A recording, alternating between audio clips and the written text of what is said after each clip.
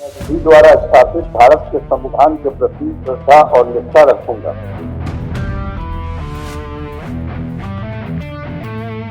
1 मार्च 1951 बिहार की राजधानी पटना से थोड़ी ही दूर बख्तियारपुर में नीतीश कुमार का जन्म हुआ।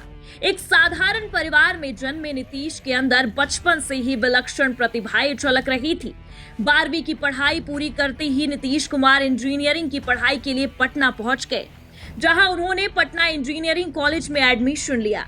डिग्री पूरी करने के बाद पैसों की जरूरत पूरी करने के लिए नीतीश कुमार ने विद्युत बोर्ड बिहार में नौकरी भी की।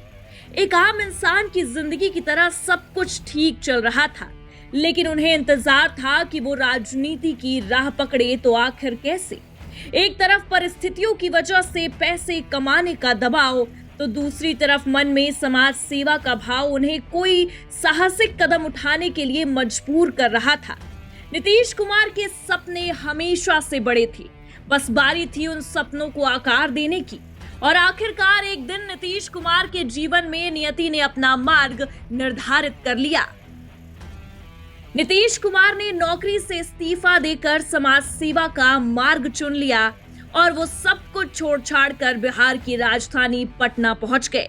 और फिर नीतीश कुमार को राजनीति की पाठशाला में दाखिला मिला। राजनीति के गुर सीखने की उत्सुकता ने उन्हें समाजवादी विचारधारा के बड़े नेताओं से मिलाया। जयप्रकाश नारायण, राम मनोहर लोहिया, कर्पूरी ठाकुर, वीपी सिंह जैसे दिग्गजों से उनका मिलन हुआ। धीरे धीरे नीतीश कुमार राजनीति के हथकरघे की तालीम लेकर चुनावी अखाड़े में कूद पड़े। वो साल था 1977 का, जब वो पहली बार विधानसभा के चुनावी मैदान में कूद पड़े थे। लेकिन नतीजा उनके बिल्कुल खिलाफ रहा और वो बुरी तरह से पराजित हो गए। लेकिन नीतीश कुमार ने हार नहीं मानी। उन्होंने फिर से 1985 में चुनाव लड़ा और पहली बार विधानसभा का चुनाव जीतकर और युवा लोकदल के प्रदेश अध्यक्ष भी चुने गए। यहीं से शुरुआत हुई नीतीश कुमार के राजनीतिक अभियान की। उन्होंने 1985 में पहली बार विधायक बनकर राजनीति में कदम रखा और तब से लेकर 2025 तक उन्होंने कई बार मुख्यमंत्री पद की शपथ ली है, जो उनके राजनीतिक करियर की असाधारण यात्रा को दर्शाता है।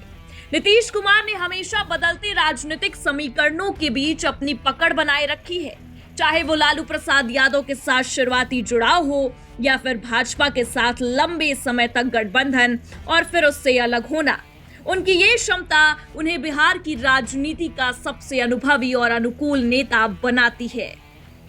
नीतीश कुमार ने सन 2000 के बिहार विधानसभा चुनाव में अभूतपूर्व सफलता हासिल करते हुए पहली बार बिहार के मुख्यमंत्री का ताज पहना, लेकिन उनकी सरकार केवल 7 दिनों में ही भंग हो गई और उनसे मुख्यमंत्री का पद भी छीन लिया गया।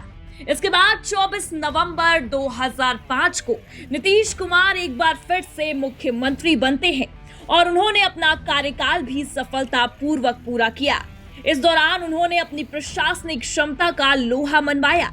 ऐसे में अब नीतीश कुमार ने धीरे धीरे राजनीति में अपने पैर जमा लिए थे, जिसका नतीजा ये था कि नीतीश कुमार बिहार की राजनीति का एक अहम चेहरा बन चुके थे। इसी के चलते 2010 विधानसभा चुनाव में भारतीय जनता पार्टी के साथ गठबंधन करके विधानसभा चुनाव में 243 में से 206 सीटों पर जीत हासिल की और बिहार के सीएम बने।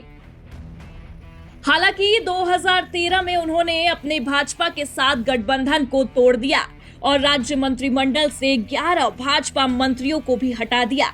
लेकिन 2014 में लोकसभा चुनाव में जेडीयू के खराब प्रदर्शन के बाद उन्होंने 17 मई को मुख्यमंत्री पद से इस्तीफा दे दिया।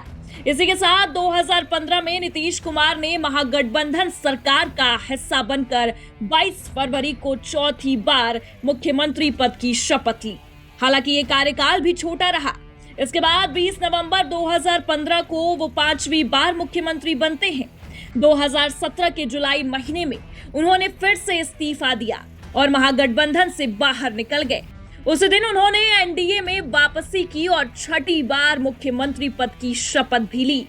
2020 में एनडीए की जीत के बाद 16 नवंबर को वे 7वीं बार बिहार के मुख्यमंत्री बने। लेकिन बात यहीं पर नहीं थमती। बता दें कि नीतीश कुमार के राजनीतिक सफर में उतार चढ़ाव का सिलसिला रुकता नहीं है। 9 अगस्त 2022 को उन्होंने भाजपा के साथ गठबंधन तोड़ दिया और इस्तीफा तक दे दिया।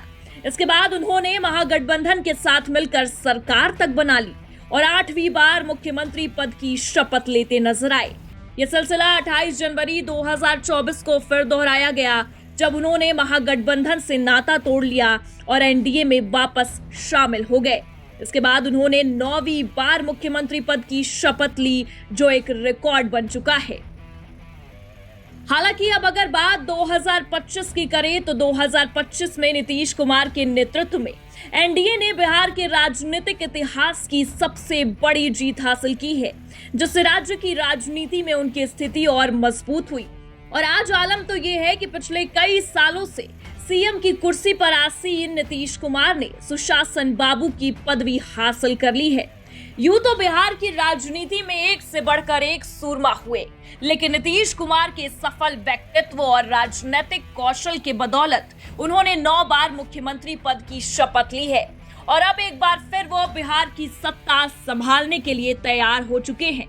नीतीश कुमार के संघर्षों के किस्से कई हैं, लेकिन उन्होंने कभी पीछे मुड़कर नहीं देखा। नीतीश कुमार को राजनीति में काफी विरोधों का सामना भी करना पड़ा। विरोधी पार्टियों ने इनको पलटू राम भी कहा। लालू यादव ने तो ये तक कह दिया कि नीतीश के मुंह में नहीं बल्कि पेट में भी दांत है। लेकिन नीतीश कुमार इन सभी भ्रांतियों को नजरअंदाज करते हुए राजनीति के नए आयाम हासिल करते चले गए और अब ये आयाम नीतीश कुमार को बिहार ही नहीं बल्कि पूरे देश में एक अलग पहचान दिला चुका है। डेस्क रिपोर्ट, आज की खबर।